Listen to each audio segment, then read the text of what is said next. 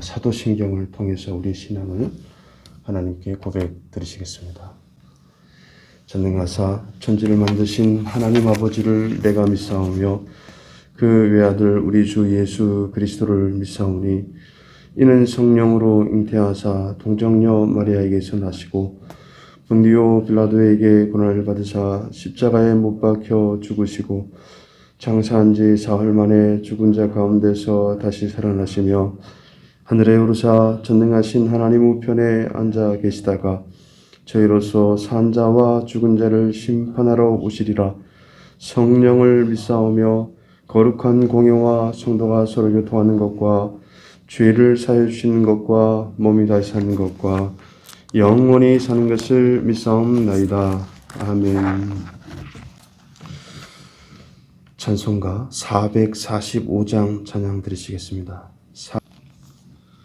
대산을 넘어 험곡에 가도 빛 가운데로 걸어가며 주께서 항상 지키시기로 약속한 말씀 변치 않네.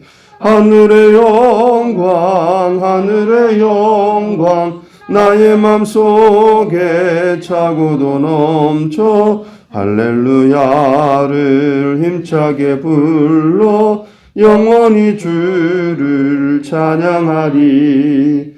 캄캄한 밤에 다닐지라도 주께서 나의 길 되시고 나에게 밝은 빛이 되시니 길 잃어버릴 염려 없네.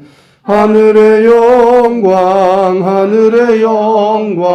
나의 맘속에 차고도 넘쳐 할렐루야를 힘차게 불러 영원히 주를 찬양하리.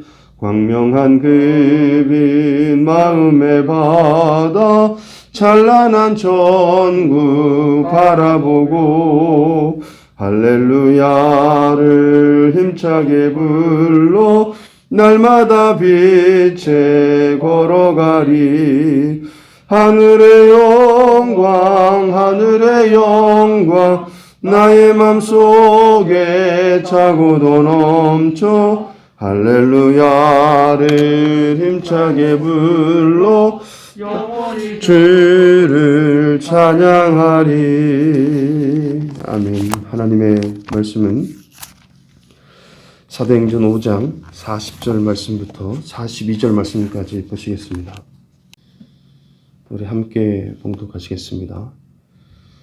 그들이 옳게 여겨 사도들을 불러들여 채찍질하며 예수의 이름으로 말하는 것을 금하고 놓으니 사도들은 그 이름을 위하여 능욕받는 일에 합당한 자로 여기심을 기뻐하면서 공회 앞을 떠나니라.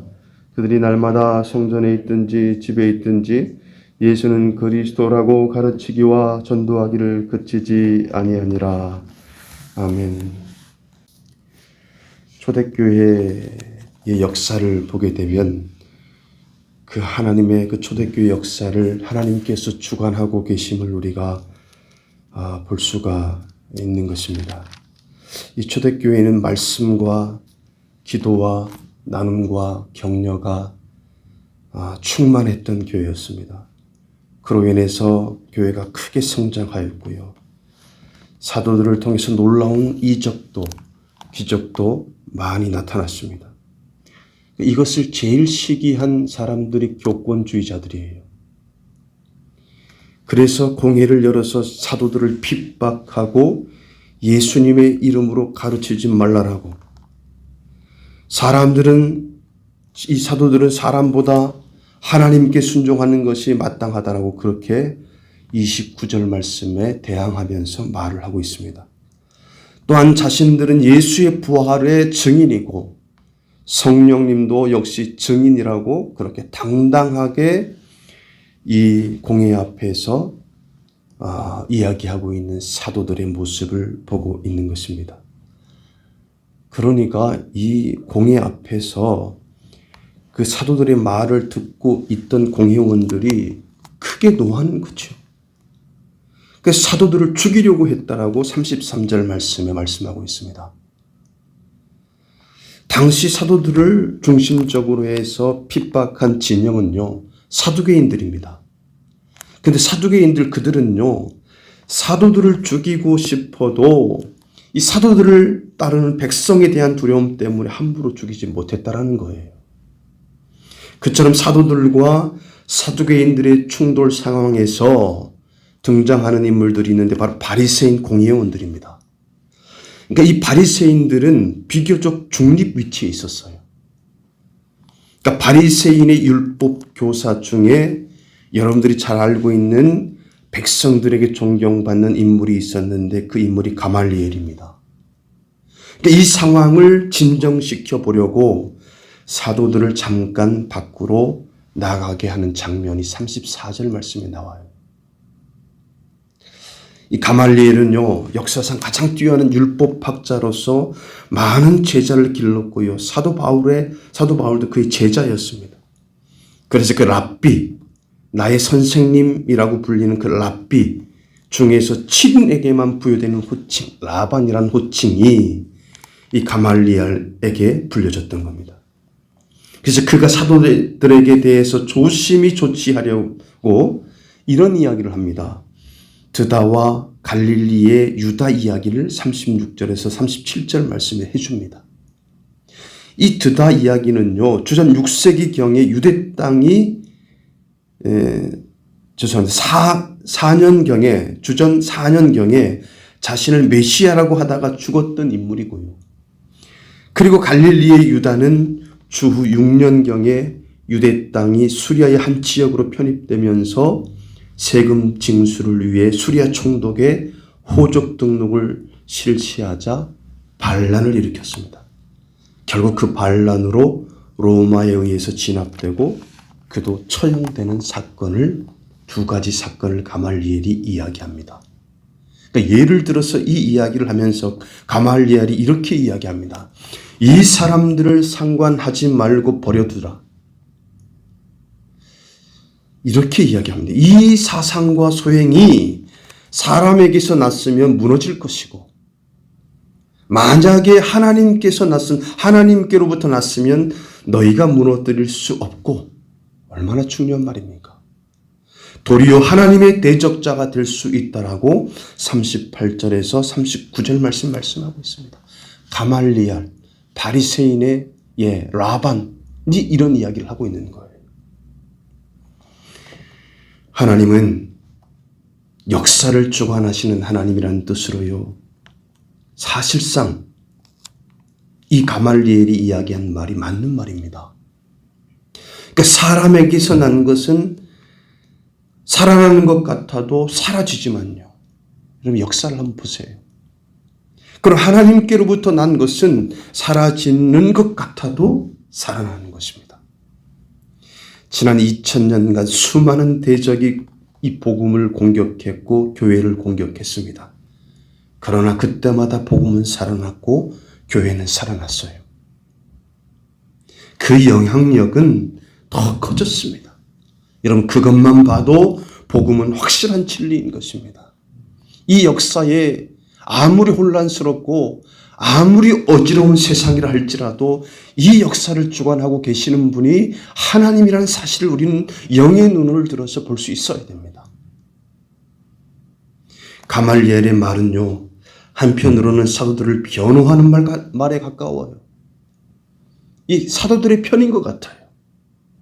왜 그렇게 말했는가? 다른 이유 없습니다. 당시 부활을 부인하는 사두개파와 부활을 인정하는 바리새파가 수시로 탕파 싸움을 벌였는데요. 사도들이 예수님의 부활을 전파하니까 바리새인들 입장에서는 좋았던 거예요. 입장이 같아요. 그래서 아마도 가말리엘이 그렇게 말했을 수도 있다라고 성경학자들은 그렇게 이야기하고 있습니다. 여러분 더 나아가서 가말리엘이 복음의 진리를 속으로 인정했을 수도 있다라는 이야기입니다. 나중에 이 가말리엘의 제자인 사도 바울이 회심해서요, 기독교의 뼈대를 세우는 중추적인 역할을 하잖아요. 네. 그때 사두개파는 당장 사도들을 죽이라고 그렇게 이야기했지만요. 그러면 바리새인들의 협조가 필요한데 바리새인들은 가말리엘의 이 논리적인 말에 이 사도들을 마음대로 사용시킬 수가 없었습니다. 예. 만약에 이 일이 하나님께로부터 났으면 아무리 우리가 이 사람들을 죽이고 이 사람들을 처형해도 그 하나님의 일을 막을 수가 없다라는 이 가말리엘의 이 말이 얼마나 오늘 이 새벽에 우리의 마음에 닿습니까? 그러니까 아무리 우리 눈앞에 어렵고 힘든 일이 있어도 암묵적인 그러한 상황이 있어도 역사의 주관자는 하나님 되신다. 하나님이 이 역사의 주인으로서 하나님은 이 어려움 가운데 있는 이 교회도 그리고 복음도 하나님의 역사 속에 있다. 이렇게 우리가 위로를 받으면서 역사의 주관자가 하나님 되심을 믿는 저와 여러분들 되게 하시는 것입니다. 기도하시겠습니다. 고맙습니다. 감사합니다. 하나님 아버지, 사도들이 공의 앞에 서서 죽을 위협에 있었지만 하나님 가말리엘이 하나님 아버지 이 사람들을 상관하지 말고 내버려 두라라고 그렇게 이야기하고 있습니다. 하나님, 이 사람들의 소행이 사람에게서 났으면 무너질 것이고 만일 하나님에게서 났으면 너희가 무너뜨릴 수 없다. 그렇다면 너희가 도리어 하나님의 대적자가 될 수 있다. 하나님, 이 말은 하나님은 모든 역사의 주관자가 되신다라는 것입니다. 오늘 아무리 힘들고 어려워도 하나님 우리의 역사의 주관자가 되십니다.